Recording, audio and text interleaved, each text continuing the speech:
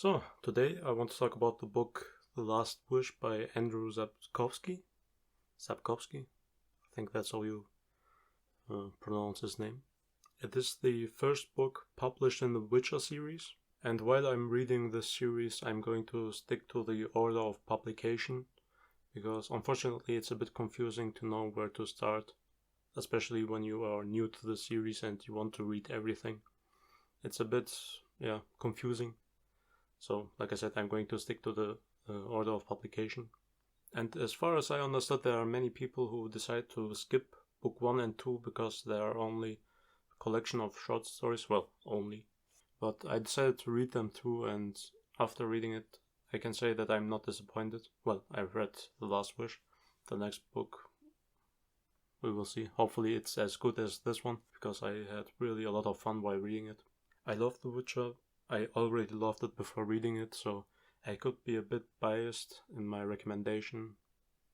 So keep that in mind. The third game was my first introduction into the world Sapkowski built, and I immediately became a fan. It's the classic European Middle Ages inspired fantasy world with small hidden references to classic fairy tales that I really enjoyed.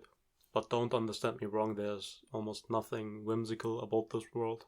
So in this book we are following our main character Geralt of Rivia, who travels around looking for people who are in need for his services as a professional monster hunter. But reducing the profession of a witcher to a simple monster hunter would be wrong. Well, at least in the case of Geralt, who seems to have bigger difficulties dealing with the people around him and not with the monsters, partly because he is a mutant like every other witcher, and is therefore perceived as something different compared to a normal human being, and that is actually enough in his world, in his society, to be looked down upon. Quite like in our society, everything that's different is a bit perceived a bit more negative. The thing that I really like about Geralt is his seemingly unbiased reaction towards moral questions. He always carries around a sword, and you would think that a person like him with the job he has wouldn't make a big difference between the things that he kills, but Geralt is different in that way.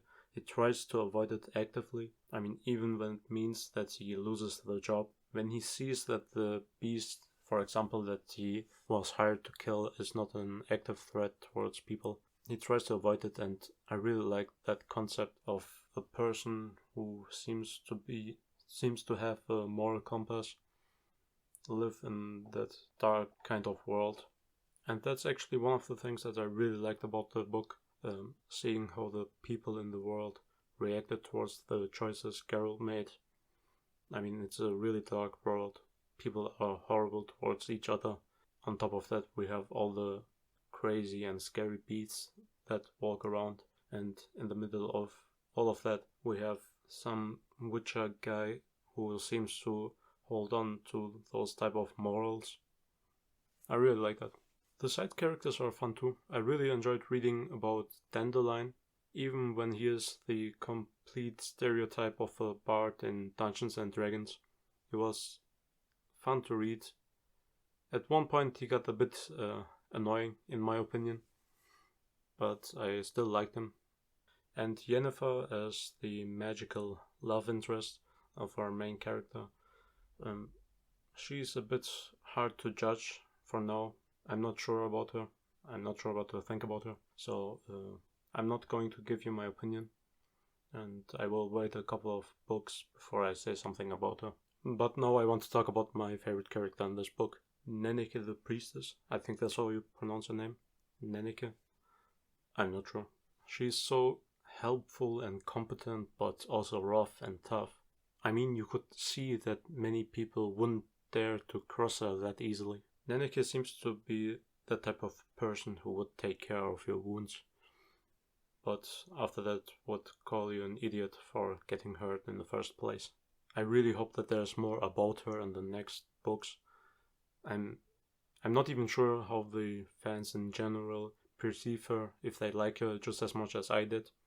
I may have to look that up. Or maybe not. I don't want to risk getting spoiled. The one thing that confused me a bit was the way that this book was written. I wouldn't call it bad, but it confused me a little bit. In each chapter we are jumping from story to story, and they are not always in chronological order, so we're reading one story and then we are jumping back into the past and then back to the future. It's a bit confusing at the beginning, but once you're getting used to it, it's actually not a problem. The Last Wish is definitely a fun book to read. Like I said, we are jumping from story to story in each chapter, and every story was just fun to follow. I had really a lot of fun. And I can't wait to read the rest of the books. I actually have all of them right here in the back. All 9. I think there are 9. Many people talk about 8 books, but I have 9. I'm not sure what's going on, but I think I will figure it out. If you like the game, I'm sure that this book is not going to disappoint you. And if you never heard of this series at all, the complete Witcher series, if you like fantasy, a bit darker fantasy, I would definitely recommend it to you. Like I said, the only problem is that the whole order, how to read those book series is a bit complicated, but there are many people on YouTube or in the internet who tell you where to begin and what to read. So it shouldn't be that complicated if you want to get into it. That's actually all I wanted to say, and thanks for watching. Ciao.